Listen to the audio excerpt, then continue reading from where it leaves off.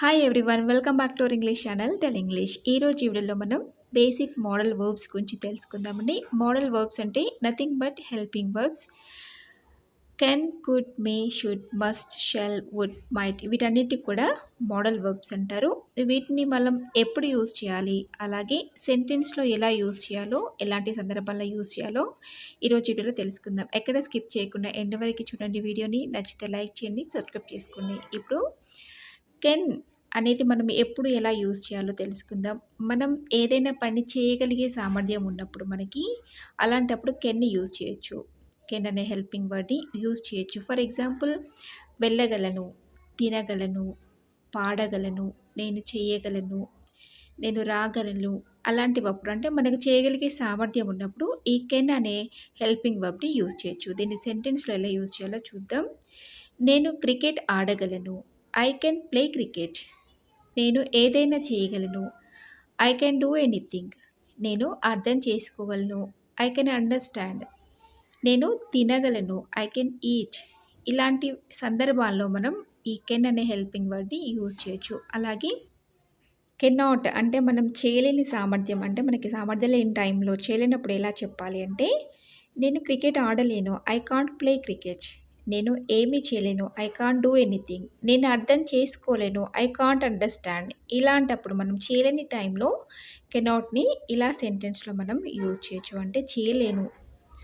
ఇప్పుడు కుడ్ అనేది ఎప్పుడు యూజ్ చేయాలో, ఎలా యూజ్ చేయాలో తెలుసుకుందాం. గతంలో మనం చేయగలిగిన పనుల గురించి తెలియజేసే సందర్భంలో కుడ్ అనే హెల్పింగ్ వర్బ్ని వాడచ్చు. ఫర్ ఎగ్జాంపుల్, వెళ్ళగలిగాను, నేర్చుకోగలిగాను, పాడగలిగాను, నేను రాగలిగాను, తినగలిగాను. అలాంటప్పుడు మనం కుడ్ని యూజ్ చేయొచ్చు. ఇప్పుడు దీన్ని సెంటెన్స్లో ఎలా యూజ్ చేయాలో తెలుసుకుందాం. నేను ఆ పని చేయగలిగాను, I could do that work. నేను నేర్చుకోగలిగాను, ఐ కుడ్ లెర్న్. నేను నడవగలిగాను, ఐ కుడ్ వాక్. నేను రాగలిగాను, ఐ కుడ్ కమ్.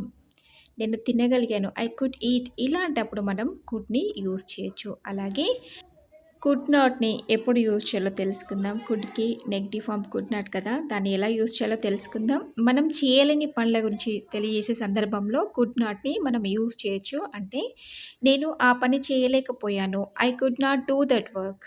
నేను నేర్చుకోలేకపోయాను, ఐ కుడ్ నాట్ లెర్న్. నేను నడవలేకపోయాను, ఐ కుడ్ నాట్ వాక్. నేను చదవలేకపోయాను, ఐ కుడ్ నాట్ రీడ్. ఇలాంటి వాటికి మనం కుడ్ నాట్ని యూజ్ చేయొచ్చు. అలాగే మే అనే హెల్పింగ్ వర్బ్ని ఎప్పుడు యూజ్ చేయొచ్చో తెలుసుకుందాం.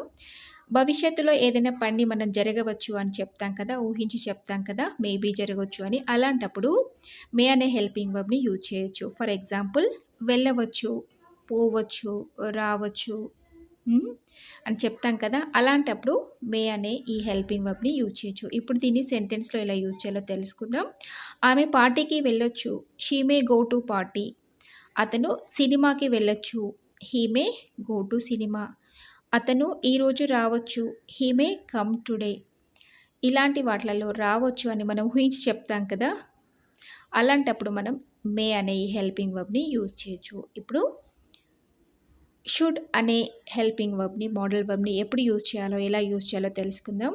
మనం సలహాలు లేదా బాధ్యతలు, ఆజ్ఞలు చెప్పేటప్పుడు ఎవరికైనా చెప్తూ ఉంటాం కదా, అలాంటప్పుడు షుడ్ అనే హెల్పింగ్ వర్బ్ని యూజ్ చేయొచ్చు. ఫర్ ఎగ్జాంపుల్, రావాలి, వెళ్ళాలి, ఆడాలి. అలాంటప్పుడు దీన్ని యూజ్ చేయొచ్చు. ఇప్పుడు సెంటెన్స్లో ఎలా యూజ్ చేయాలో తెలుసుకుందాం. నువ్వు ఎప్పుడు నిజాలనే చెప్పాలి, you should say always truth only. మనం క్రికెట్ ఆడాలి, వీ షుడ్ ప్లే క్రికెట్. నువ్వు తొందరగా రావాలి, యూ షుడ్ కమ్ ఫస్ట్. నువ్వు వెళ్ళాలి, యూ షుడ్ గో.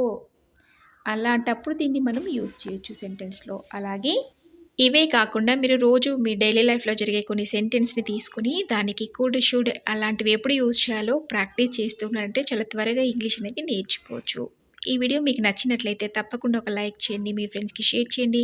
ఇలాంటి మరెన్నో యూస్ఫుల్ వీడియోస్ కోసం ఛానల్ని సబ్స్క్రైబ్ చేసుకోవడం మాత్రం అస్సలు మర్చిపోద్దు. మరొక యూస్ఫుల్ వీడియోతో మీ ముందు ఉంటాను. Thank you for watching.